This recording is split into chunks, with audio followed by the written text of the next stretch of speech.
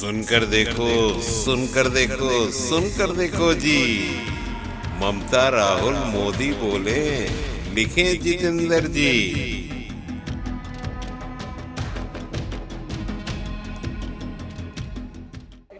এই ৮ বছরের যে কেন্দ্রীয় সরকার, যে শোষকরূপী শাসক গোটা ভারতবর্ষের রক্ত চুষে খাচ্ছে, আমরা সবাই তা উপলব্ধি করেছি, সবাই অবগত।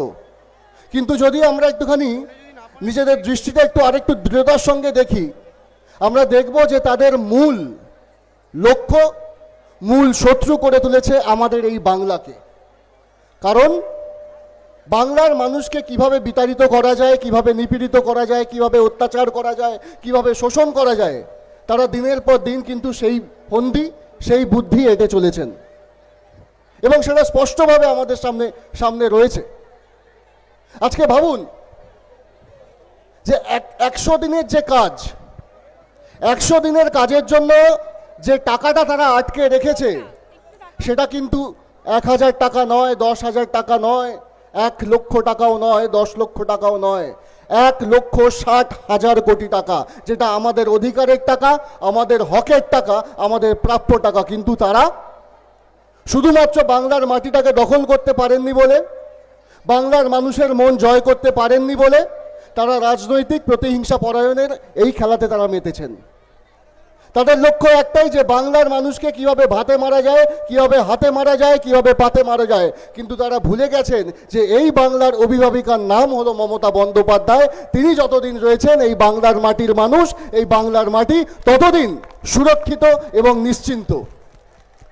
তাই সেই ১,৬০,০০০ কোটি টাকা দাবি নিয়ে যে গত ২ বছর ধরে তারা আমাদের বাংলার মানুষকে অত্যাচার করে চলেছেন, এর জন্য আমাদের নেত্রী স্বরাষ্ট্রমন্ত্রীর সঙ্গে, প্রধানমন্ত্রীর সঙ্গে তাদেরকে চিঠি বিনিময় করেছেন, দেখা করেছেন, বারংবার বলেছেন, কিন্তু তার কোনো আমরা ফল দেখতে পাইনি। এমনকি আমাদের নেতা অভিষেক বন্দ্যোপাধ্যায়, তিনি আমাদের তৃণমূল কংগ্রেসের সাংসদদেরকে নিয়ে, বিধায়কদেরকে নিয়ে, বলিষ্ঠতম নেতৃত্বদেরকে নিয়ে তিনি দিল্লিতে গেছিলেন। কি চাইতে?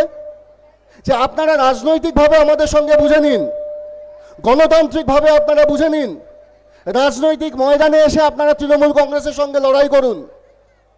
কিন্তু তারা সেটা শোনেনি। উল্টে সমস্ত সাংসদ, সমস্ত নেতৃত্ব, এমনকি অভিষেক বন্দ্যোপাধ্যায়কেও তারা ফিজিক্যালি অ্যাসল্ট করেছে। ঘাড় ধাক্কা ধরে, হাত ধরে, জামা ছিঁড়ে তারা তাদেরকে বার করে দিয়েছে।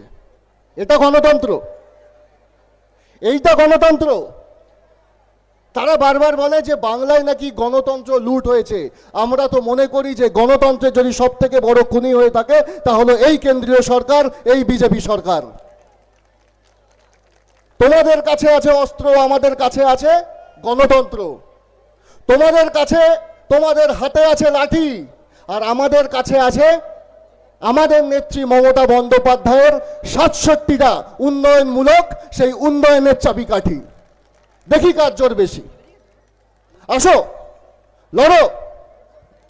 শুধু দখল করতে পারোনি বলে রাজনৈতিক প্রতিহিংসা পরায়ণ হয়ে পড়েছ।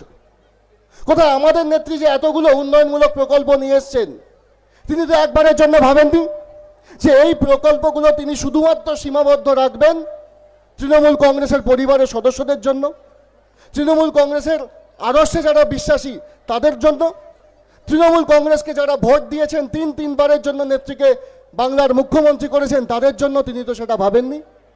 তিনি ভেবেছেন যে ৬৭টা উন্নয়নমূলক প্রকল্প যেন বাংলার প্রত্যেকটা ঘরে ঘরে পৌঁছে যায় সমানভাবে, এবং সেটাকে সুদৃঢ় এবং সুনিশ্চিত করার জন্য তিনি আরও একটা প্রকল্প নিয়ে এসেছেন, তা হলো দুয়ারে সরকার। যেখানে সরকারি মানুষরা আমাদের দুয়ারে এসে পৌঁছেছে এবং তাদের কাছে আমরা গিয়ে অনায়াসে জানাতে পারেছি যে হ্যাঁ, আমরা এই সুযোগ সুবিধা পেয়েছি বা এই সুযোগ সুবিধার থেকে আমরা এখনো পাইনি। সাথে সাথে